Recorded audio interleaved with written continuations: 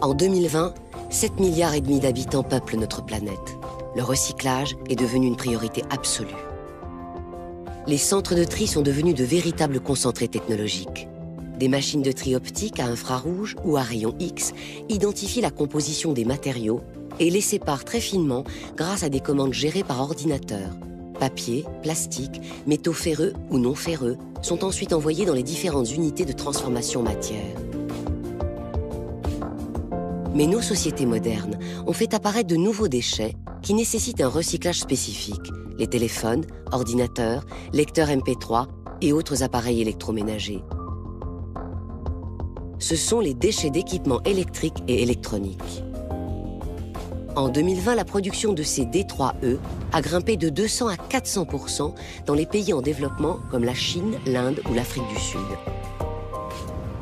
Or, ces appareils contiennent des matières premières précieuses comme l'europium, le néodyme ou d'autres terres rares. Ces fameux métaux stratégiques utilisés dans de nombreux alliages, pour les avions par exemple. La Chine posséderait près d'un tiers des réserves planétaires de terres rares, mais assure plus de 90% des exportations mondiales. De nombreux déchets peuvent aussi renfermer des substances potentiellement toxiques, comme le mercure dans les piles, le cadmium ou le plomb. Face à ces nouveaux enjeux, les chercheurs ont mis au point de nouvelles filières et techniques d'extraction et de recyclage de ces composants rares et complexes. L'essor des voitures électriques pose aussi un défi, le recyclage des batteries au lithium. Cet élément chimique est présent à peu d'endroits dans le monde et ses principales réserves restent évaluées de manière incertaine.